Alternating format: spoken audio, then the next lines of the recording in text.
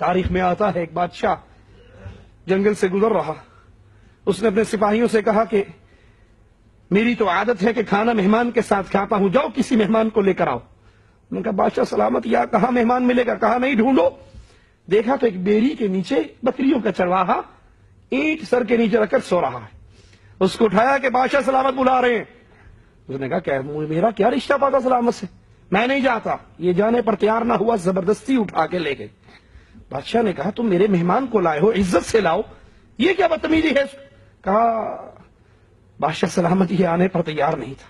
کہا بیٹھو، تمہاری خوش قسمتی ہے کہ آج تم میرے ساتھ بیٹھ کر کھانا کھاؤ گے۔ اس نے کہا چل اپنی بادشاہت کو سنبھال، آج میں اس کا مہمان ہوں جو تجھ سے کروڑوں درجے افضل ہے۔ اس نے کہا کیا مطلب؟ میرے منہ پہ میری توہین کر رہا ہے کسی اور بادشاہ کی تعریف کر کے؟ کہا نہیں اللہ کے بندے، میں روزے دار ہوں، آج اپنے رب کا مہمان ہوں۔ کہا اچھا تو کھانا تو نہیں کھاتا، روزے دار ہے، اور واقعی تو ایک بڑی عظیم ہستی کا مہمان ہے، تو یہ بتا تیری زندگی کیسے گزر رہی ہے؟ اب یہ بادشاہ سلامت ہے اور یہ بکریوں کا چرواہا جنگل میں بیری کے نیچے، کیکر کے نیچے اینٹ کا تکیہ بنا کر سونے والا، 4-5 بکریاں 10 بکریوں کا دودھ پیتا ہے، شکر ادا کرتا ہے۔ کیسی گزر رہی ہے؟ کہا کچھ تیرے جیسی گزرتی ہے، کچھ تجھ سے بھی اچھی گزرتی ہے۔ کہا سبحان اللہ، بادشاہ کو ایک چرواہا کہہ رہا ہے کچھ تیرے جیسی کچھ تجھ سے بھی اچھی۔ کہا کیا مطلب؟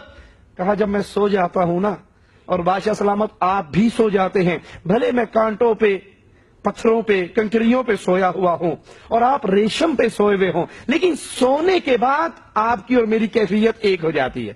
نہ آپ کو یہ شعور ہوتا ہے کہ میں ریشم پہ سو رہا ہوں، نہ مجھے یہ شعور ہوتا ہے کہ میں کانٹوں پہ سو رہا ہوں۔ سونے کے بعد نیند آئی تو ہم دونوں برابر، اور کچھ تجھ سے بھی اچھی ہے۔ کہا سبحان اللہ، کچھ مجھ سے بھی اچھی؟ کہا ہاں، جب میں اٹھتا ہوں اور تو اٹھتا ہے، تجھے اپنی پوری سلطنت کی فکر ہوتی ہے، مجھے 10 بکریوں کی فکر ہوتی ہے، یہ میری زندگی تیرے سے بھی اچھی ہے۔ جب انسان کو اللہ شکر عطا فرما دیتا ہے تو اس کے دل میں وہ سکون، وہ عظیم نعمت ہوتی ہے جو بڑے بڑے بادشاہوں کے دل میں بھی نہیں ہوتی۔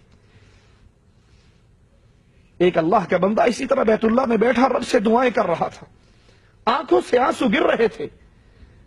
وقت کا بادشاہ پیچھے بیٹھا تھا، قریب ہو کر کہتا ہے بھلے آدمی کیوں روتے ہو، مانگو جو مانگنا ہے، میں بادشاہ وقت ہوں، تمہیں عطا کر دوں گا۔ جواب میں کہتا ہے اس اللہ کے گھر میں بیٹھ کے تجھ سے مانگوں، اپنے رب سے بڑی حیا آتی ہے۔ وہ بادشاہ بھی بڑا ٹھیک ٹھاک آدمی تھا، اس نے کہا اچھا، پیچھے ہو کے بیٹھ گیا۔ یہ دعا ختم کر کے جب حرم شریف سے باہر نکلا، بیت اللہ سے باہر نکلا، تو بادشاہ جی بھی پیچھے پیچھے چل پڑے۔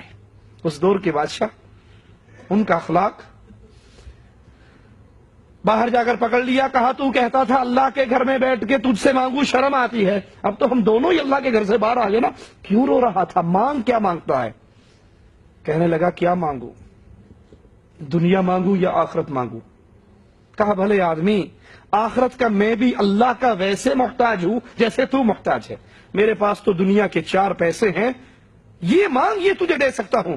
کہا اللہ کے بندے، دنیا تو میں نے دنیا والے کے گھر میں بیٹھ کر نہیں مانگی، وہاں بھی آخرت کے لیے ہی رو رہا تھا۔ تو یہ سکون اہل ایمان کو نصیب ہوتا